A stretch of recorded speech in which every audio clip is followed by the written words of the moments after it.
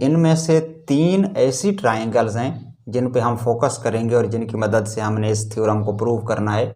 तो हम इस थ्योरम को स्टार्ट इसी से करते हैं। पहले हम यही बात लिख लेते हैं कि इन 2 ट्राइंगल्स को हम क्यों ले रहे हैं, चूँकि इनमें हाइट या परपेंडिकुलर जो है वो कॉमन है। Is equal to area of triangle CDE। Measurement AE। बिस्मिल्लाहिर्रहमानिर्रहीम। अस्सलामु अलैकुम dear students. 9th math chapter number 14 और उसका थ्योरम नंबर है 1। तो आइए शुरू करते हैं।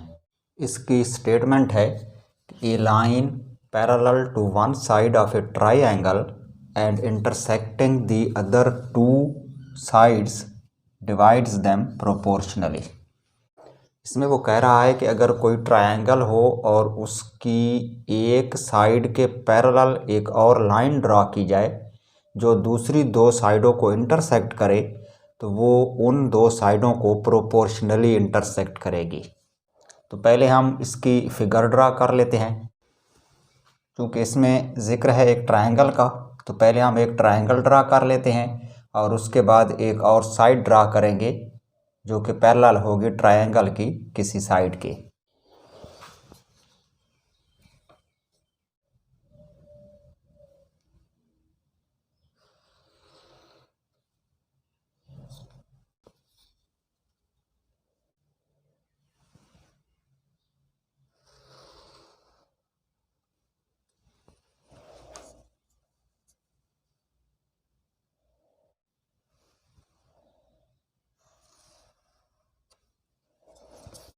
तो ये एक ट्रायंगल है, इसका नाम रख देते हैं ABC, A, B और C। अब हमने एक और लाइन ड्रा करनी है जो इस ट्रायंगल की किसी साइड के पैरेलल हो, parallel to one side of the triangle. तो हम इस ट्रायंगल की साइड लेते हैं BC और इस BC के पैरेलल एक और साइड या एक और लाइन ड्रा करते हैं जो इस ट्रायंगल की बाकी 2 साइडों को इंटरसेक्ट करे। यानी इन दोनों को इंटरसेक्ट करती हुई एक और लाइन ड्रा करनी है जो कि BC के पैरेलल हो।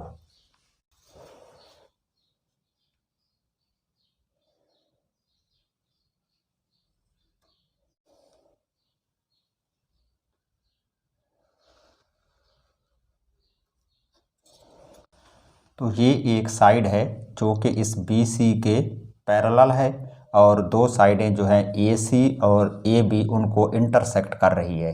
अगर हम इसका नाम DE रख दें, यानी ये वाला पॉइंट D कर दें और ये वाला पॉइंट कर देते हैं E, तो पॉइंट D पर इसने AB को इंटरसेक्ट किया है और पॉइंट E पर इसने AC को इंटरसेक्ट किया है। और जो तीसरी साइड ट्रायंगल की थी BC, उसके ये पैरेलल है। तो ये तो हो गई हमारी फिगर के बाद गिवन और टू प्रूव लिखे जाते हैं। तो पहले हम हेडिंग लगाते हैं गिवन की।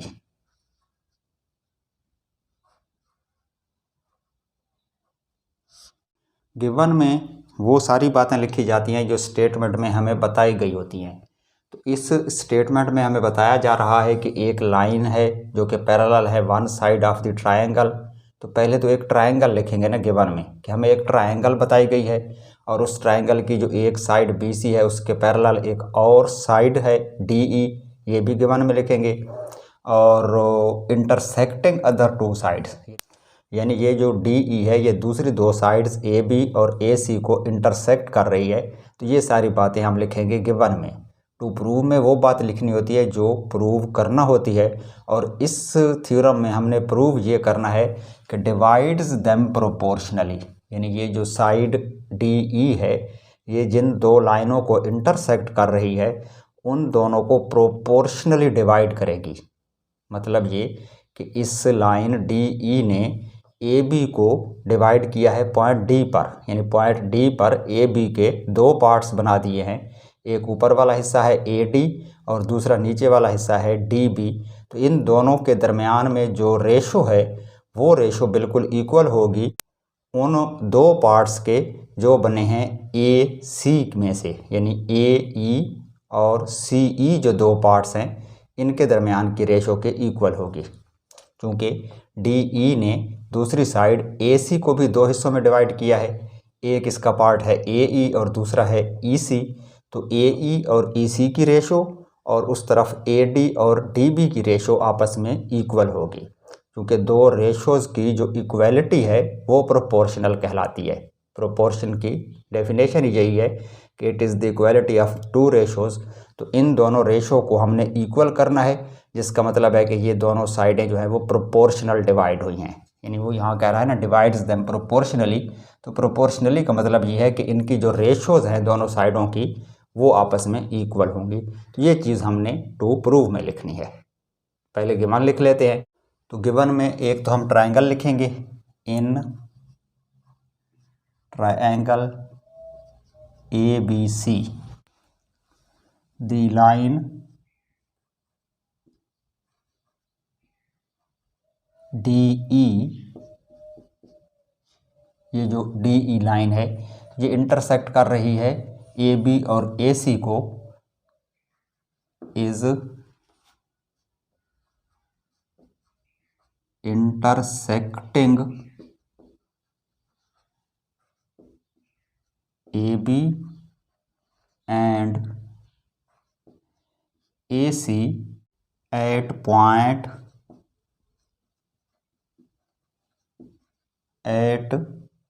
Points D and E. यानी ए बी को पॉइंट डी पर और ए सी को पॉइंट ई पर इंटरसेक्ट कर रही है, जबकि तीसरी साइड बी सी के पैरेलल है, सच दैट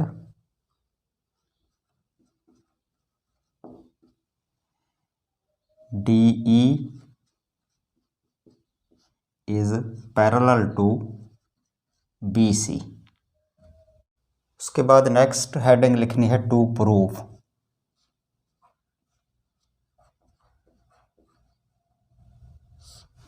टू प्रूव में यह लिखना है कि इस डी ई ने जो दूसरी दो साइडें हैं ट्रायंगल की ए बी और ए सी, उनको प्रोपोर्शनली डिवाइड किया है। यानी जिस रेशो से इसने ए बी साइड को डिवाइड किया है, सेम वही रेशो होगी दूसरी साइड के पार्ट्स में, यानी ए सी के जो दोनों हिस्से हुए हैं उनमें। मतलब ये है कि अगर हम रेशो लिखें ए डी और डी बी की मेजरमेंट्स की, तो वो बिल्कुल इक्वल होनी चाहिए दूसरी साइड जो थी ए सी, उसके जो दोनों पार्ट्स थे ए ई और ई सी, उनके दरमियान जो रेशो है उसके। तो यही बात लिख लेते हैं टू प्रूव में। मेजरमेंट ऑफ ए डी, इसकी अगर रेशो लें मेजरमेंट ऑफ डी बी,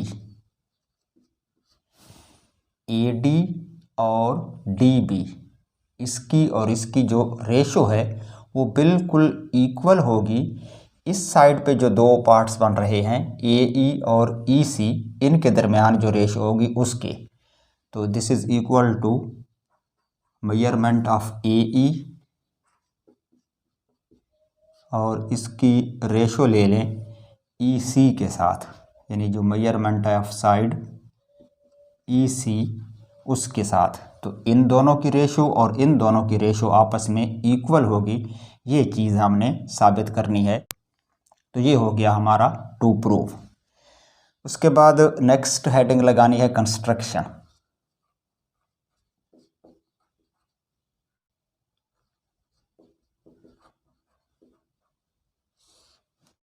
इस थ्योरम में जो कंस्ट्रक्शन है उसमें सिर्फ दो काम आपने करने हैं।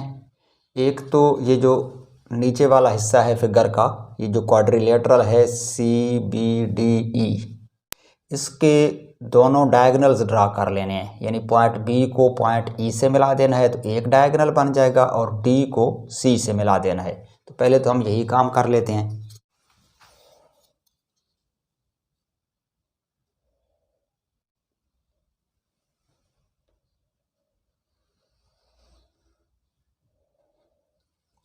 ई को बी से मिलाना है और सी को डी से।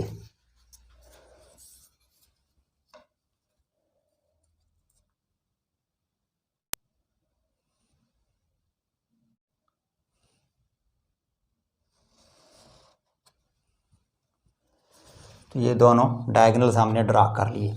उसके बाद जो दूसरा काम है वो ये है कि पॉइंट ई से परपेंडिकुलर ड्रा करना है सामने वाली साइड ए बी पर, यानी ए बी पर एक परपेंडिकुलर लाइन ड्रा करनी है जो पॉइंट ई से गुजरे और जहाँ पर वो ए बी को इंटरसेक्ट करेगी तो वहाँ पर राइट एंगल बनना चाहिए।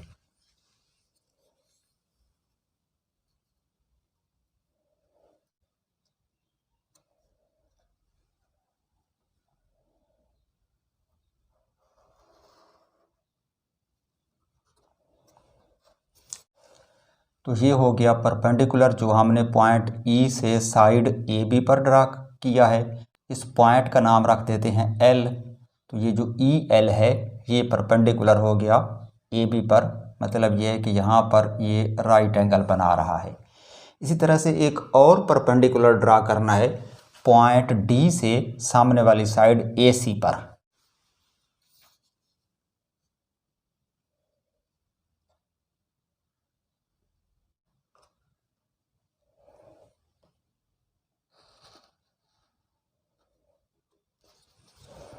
तो ये हो गया हमारा दूसरा परपेंडिकुलर जो हमने पॉइंट डी से सामने वाली साइड ए सी पर ड्रा किया है और इस पॉइंट का नाम हम रख रहे हैं एम, यानी पॉइंट एम पर यहाँ पर ये राइट एंगल बन रहा है। तो अब ये जो हमने कंस्ट्रक्शन में काम किया है इसको लिख लेते हैं। पहले हमने क्या किया था, बी को ई से मिलाया और सी को डी से, तो यही लिख लेते हैं कंस्ट्रक्शन की हेडिंग में, join point B to point E and point C to point D, यानी बी को ई से और सी को डी से मिला दिया। और दूसरा काम ये किया था कि डी से ड्रॉ किया था परपेंडिकुलर ए सी पर डी एम और ई से ड्रा किया था perpendicular E L over A B. तो ये भी लिख लेते हैं कि फ्रॉम ई हमने ड्रा किया था ई एल जो कि परपेंडिकुलर था over A B, E L perpendicular over A B, and from D draw D M, और ये परपेंडिकुलर था डी एम परपेंडिकुलर था ए सी पर, परपेंडिकुलर ओवर ए सी। कंस्ट्रक्शन के बाद नेक्स्ट हेडिंग होती है प्रूफ। इसकी दो कॉलम बना लें, एक में स्टेटमेंट्स लिखते हैं और दूसरे में रीजंस।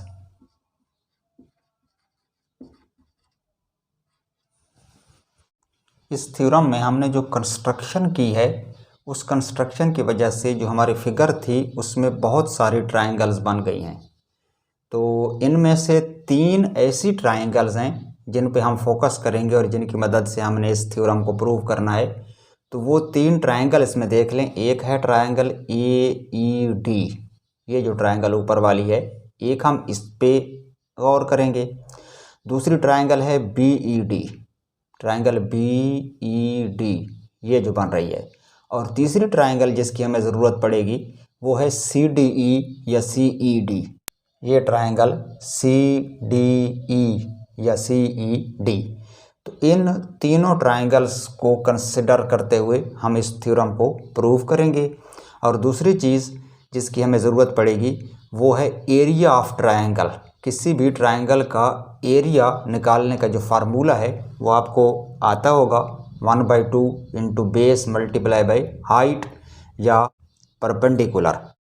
तो पहले हम 2 ट्रायंगल्स लेते हैं। एक ट्रायंगल ले लें ए ई डी ऊपर वाली और दूसरी ट्रायंगल ये वाली लेते हैं, ट्रायंगल बी ई डी।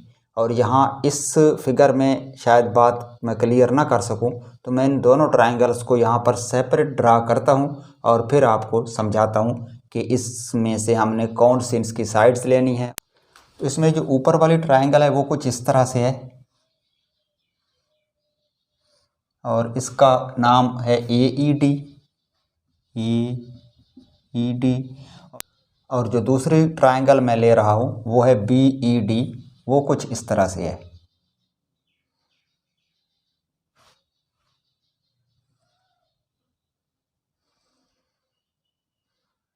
ये पॉइंट लेट से B है, ये D है और ये E है। ये जो ऊपर वाली ट्रायंगल है इसमें EL परपेंडिकुलर था AB पर, यानी जो EL है ये वाला, ये परपेंडिकुलर हो जाएगा यहाँ पर इस फिगर में AD पर। और जो दूसरी ट्रायंगल है BED, उसकी भी साइड अगर BD ली जाए, यानी इसकी साइड BD को देखें और इस पे हम परपेंडिकुलर ड्रा करें, इसके जो सामने वाला वर्टेक्स E है तो उससे परपेंडिकुलर ये वाला बनेगा।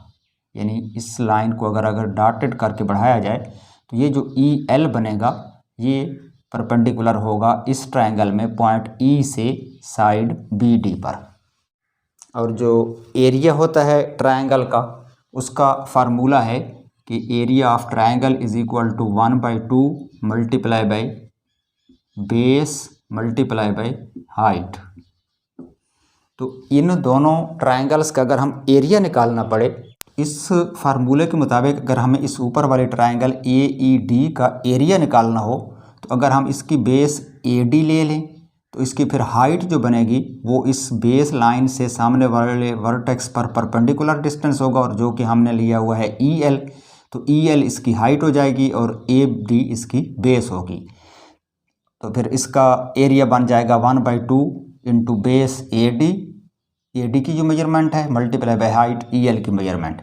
सिमिलरली इस ट्रायंगल का अगर हम एरिया निकालना चाहें तो इसकी बेस लाइन अगर हम लें BD, अब ये जहन में रखना है कि हम BD को बेस क्यों ले रहे हैं और इधर AD को बेस क्यों ले रहे हैं, चूँकि हमें यहाँ पर इनकी रेशो निकालनी है। टू प्रूव में देखें ना तो हमें रेशो निकालनी थी मेजरमेंट ऑफ AD और मेजरमेंट ऑफ BD की। तो इनकी रेशो किसके इक्वल होती है वो फाइंड आउट करने के लिए हम इस ट्रायंगल की साइड BD लेंगे और इस ट्रायंगल की साइड AD लेंगे और इनकी ताकि रेशो हमारे पास आ जाए। तो अगर इस ट्रायंगल में हम बेस लें BD तो फिर इसकी जो हाइट बनेगी वो इस BD के सामने वाला जो वर्टेक्स है उससे परपेंडिकुलर डिस्टेंस होगा इस साइड का, और वो परपेंडिकुलर डिस्टेंस EL है। तो इसमें भी जो हाइट है वो EL बन जाएगी, यानी इसका जो एरिया बनेगा वो बनेगा 1/2 मल्टीप्लाई बाई बेस इसकी होगी मेजरमेंट ऑफ BD और हाइट इसकी होगी मेजरमेंट ऑफ EL, और ऊपर वाली ट्रायंगल का जो एरिया होगा वो होगा 1/2 मल्टीप्लाई बाई इसकी बेस जो कि है AD, measurement of AD multiply by इसकी हाइट और वो है EL। यानी ये जो EL है ये इन दोनों ट्रायंगल्स में कॉमन परपेंडिकुलर है या कॉमन हाइट है। तो हम इस थ्योरम को स्टार्ट इसी से करते हैं। पहले हम यही बात लिख लेते हैं कि इन दो ट्रायंगल्स को हम क्यों ले रहे हैं, चूँकि इनमें हाइट या परपेंडिकुलर जो है वो कॉमन है। तो हम स्टार्ट इसी से करते हैं कि इन ट्रायंगल AED एंड दूसरी ट्रायंगल का नाम था BED, triangle BED EL is the common perpendicular।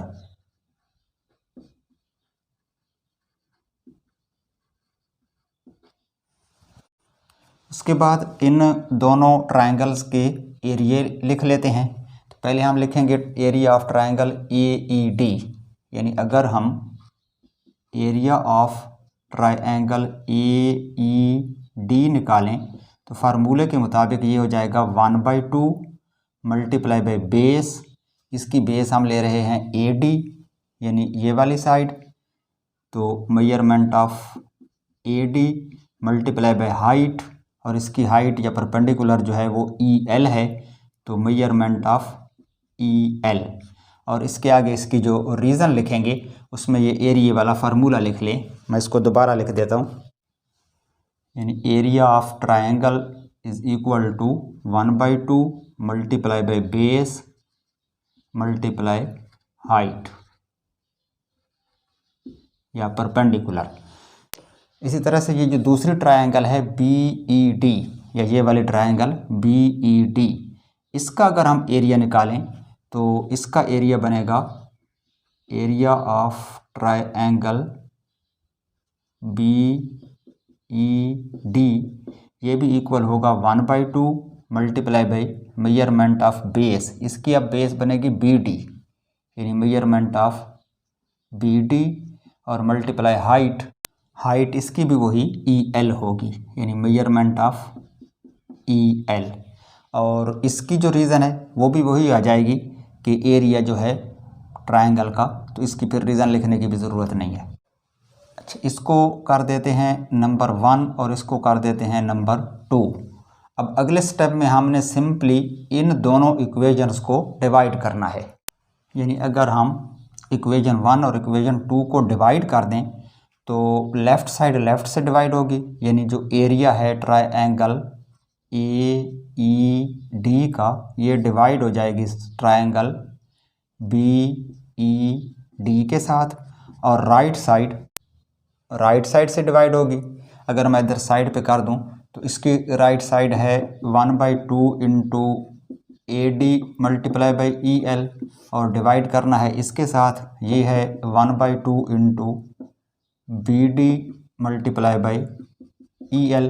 तो इन दोनों में देखें जो 1/2 है वो न्यूमरेटर में है, डिनोमिनेटर में है, ये कैंसिल हो जाएगा। इसी तरह EL से EL कैंसिल हो जाएगा, तो राइट साइड पे सिर्फ बचेगा measurement of AD over measurement of BD, यानी ये 1/2 से कैंसिल हो जाएगा, EL से EL कैंसिल हो जाएगा।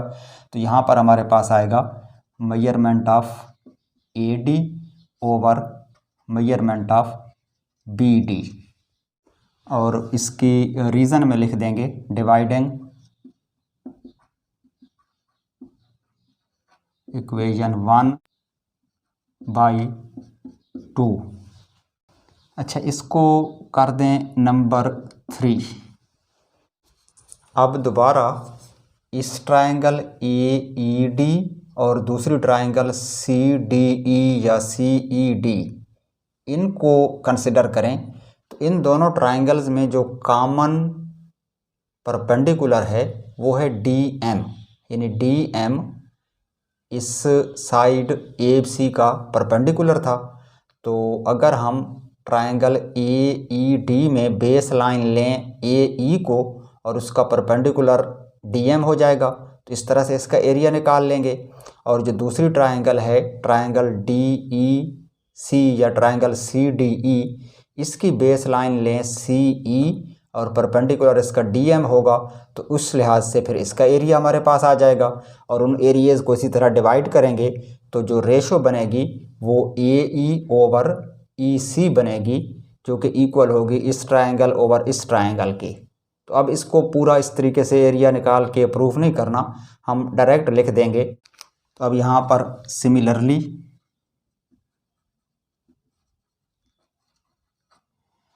पहले इस ऊपर वाली ट्रायंगल का नाम लिख लेते हैं, ट्रायंगल AED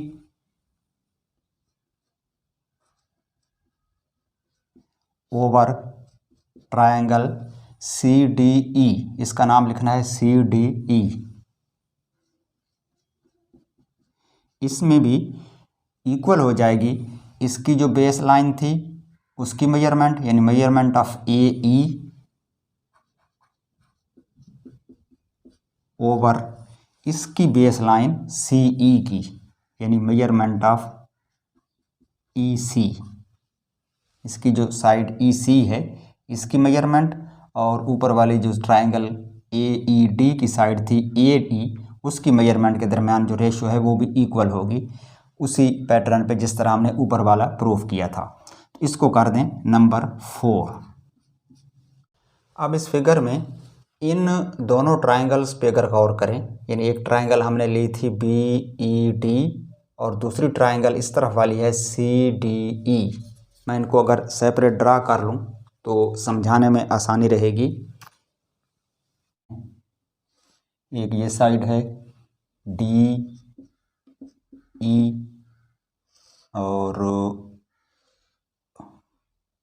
एक ट्रायंगल है ये वाली सी डी ई, यानी ये पॉइंट सी हो गया। और अगर इसको इधर मिला दें तो इस पॉइंट को बी का नाम दे देते हैं। तो एक ट्रायंगल है सी डी ई और दूसरी है बी ई डी। अगर मैं इस लाइन को रेज कर दूं तो ये दो ट्रायंगल्स हैं जिनके एरिया को अब हमने इक्वल प्रूव करना है। तो इन दोनों ट्रायंगल्स में देखें, इन दोनों में एक साइड कॉमन है डी ई या ई डी। ये जो लाइन है ये दोनों ट्रायंगल्स में कॉमन है, यानी सी डी ई के लिए भी ई डी है और बी ई डी के लिए भी ई डी है। अगर इस लाइन को हम बेस मान लें, यानी ये दोनों ट्रायंगल्स की बेस लाइन समझ लें, तो अगर ट्रायंगल सी डी ई लें तो इसकी बेस ई डी है और उसके जो अपोजिट वर्टेक्स है वो सी है, और सी वर्टेक्स से इस बेस लाइन पर परपेंडिकुलर ड्रा करें तो वो कुछ यू बनेगा। यदि इस बेस लाइन को अगर आगे एक्सटेंड कर दें तो ये इसका परपेंडिकुलर बन जाएगा अपोजिट वर्टेक्स सी से बेस लाइन डी ई पर, ट्रायंगल सी डी ई के लिए। और दूसरी तरफ जो ट्रायंगल है बी ई डी, उसकी भी बेस लाइन अगर ई डी लें तो उसके अपोजिट वर्टेक्स है बी, और उस बी वर्टेक्स से जो परपेंडिकुलर है ई डी पर, अगर इसको एक्सटेंड करें इस तरफ तो ये लाइन इसकी बनेगी परपेंडिकुलर लाइन बी वर्टेक्स से साइड ई डी पर। अब दोनों ट्रायंगल्स के जो परपेंडिकुलर हैं उनकी लेंथ आपस में इक्वल है। क्यों इक्वल है? क्योंकि इनके जो अपोजिट वर्टिसेस हैं सी और बी, इन दोनों को आपस में मिला दें तो ये जो लाइन बन रही है सी बी, ये लाइन दरअसल इस डी ई के पैरेलल है। क्योंकि गिवन में लिखा हुआ है कि डी ई जो है वो बी सी के पैरेलल है। तो जो दो पैरेलल साइड्स होती हैं उनके दरमियान में परपेंडिकुलर डिस्टेंस आप कहीं से भी ले लें वो इक्वल ही होगा, क्योंकि इनकी जो डायरेक्शन है वो सेम है। तो ये जो परपेंडिकुलर है इसकी मेजरमेंट और ये जो परपेंडिकुलर है इसकी मेजरमेंट आपस में बिल्कुल इक्वल होगी। मतलब ये है कि दोनों ट्रायंगल्स के जो परपेंडिकुलर हैं उनकी लेंथ बिल्कुल सेम है, दोनों की बेस भी सेम है। तो जब बेस भी सेम हो, परपेंडिकुलर भी सेम हो, तो इसका मतलब है दोनों का एरिया इक्वल होगा। यानी ट्रायंगल सी डी ई का एरिया और ट्रायंगल बी ई डी का एरिया आपस में बिल्कुल इक्वल होगा। इस चीज़ को आप तफसील से आगे 16 चैप्टर में पढ़ेंगे।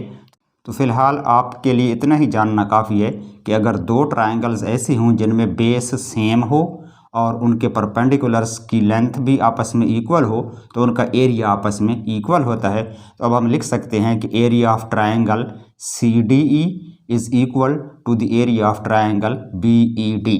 यानी इस इक्वेशन में देखें, इक्वेशन नंबर 3 में जो ट्रायंगल है बी ई डी, ये वाली ट्रायंगल है, इसका एरिया, और नीचे नंबर 4 में है ट्रायंगल सी डी ई इसका area.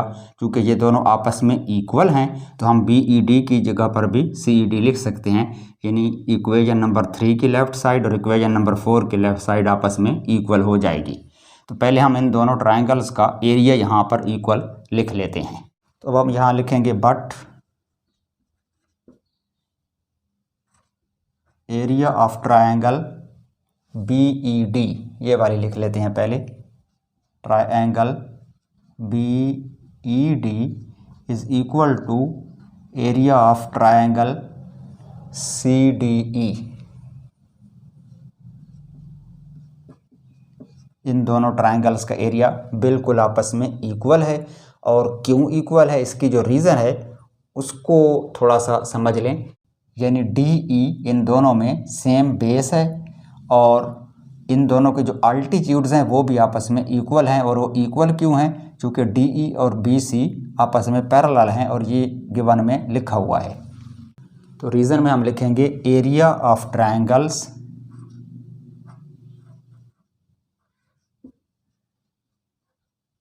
with common base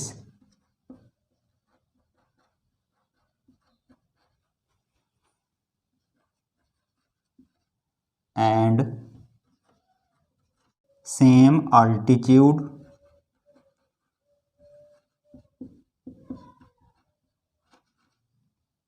are equal, और इनके आल्टीट्यूड्स इक्वल क्यों हैं? क्योंकि हमें पता है कि जो DE है वो पैरेलल है BC के, DE पैरेलल है BC के, गिवन में लिखा हुआ है। सो आल्टीट्यूड्स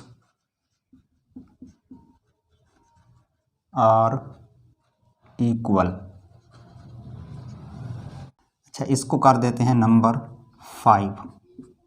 अब नंबर 3, नंबर 4 और नंबर 5 इनको गौर से देखें। नंबर 3 की लेफ़्ट साइड में जो न्यूमरेटर है वो है ट्रायंगल AED, और नंबर 4 की लेफ़्ट साइड का न्यूमरेटर भी वही है ट्रायंगल AED। ये तो सेम हो गया। इसका जो डिनोमिनेटर है वो है ट्रायंगल BED, और 4 का जो डिनोमिनेटर है वो है ट्रायंगल CDE। और 5 में हम ये प्रूव कर चुके हैं कि ट्रायंगल BED का एरिया और ट्रायंगल CDE का एरिया आपस में बिल्कुल इक्वल है। यानी नंबर 4 में यहाँ पर ये जो डिनोमिनेटर में CDE लिखी हुई है ये बिल्कुल इक्वल है BED के। अगर ये दोनों इक्वल हैं तो इनके न्यूमरेटर भी इक्वल हैं, तो इसका मतलब है कि नंबर 3 की लेफ़्ट साइड और नंबर 4 की लेफ़्ट साइड आपस में बिल्कुल इक्वल हैं। और अगर लेफ़्ट साइड इनकी इक्वल हैं तो फिर लाजमी बात है राइट साइड भी इक्वल होंगी। तो अब हमने लिखना यही है कि इसकी राइट साइड और इसकी राइट साइड भी आपस में इक्वल हैं। तो यहाँ लिखेंगे हैंस इसकी जो राइट साइड है वो है measurement AD over measurement DB, measurement AD over measurement DB। अब ये बिल्कुल इक्वल हो जाएगी नंबर 4 की राइट साइड के, और वो है measurement AE over measurement EC। और इसकी रीज़न में लिख लें फ्रॉम 3, 4 एंड 5, 3, 4 और 5 की रो से। तो यही चीज़ हमने प्रूव करना थी। अब अगर इसकी दोनों साइडों को रेशो वाले फॉर्मेट में लिख लें तो इसकी जो लेफ़्ट साइड है वो बन जाएगी measurement of AD ratio measurement of DB which is equal to measurement AE, और रेशो में लिखेंगे मेजरमेंट EC। और यही चीज़ टू प्रूव में लिखी हुई है कि AD और BD की रेशो इक्वल हो AE और EC की रेशो के। सेम वही चीज़ हमने यहाँ पर फाइंड आउट कर ली है। तो यहाँ पर हमारा ये थ्योरम कंप्लीट हुआ। ओके जी, ये तो था हमारा आज का थ्योरम। इंशाल्लाह नेक्स्ट टाइम एक और थ्योरम के साथ हाज़िर होंगे। तब तक के लिए इजाज़त दीजिए। खुदा हाफिज़।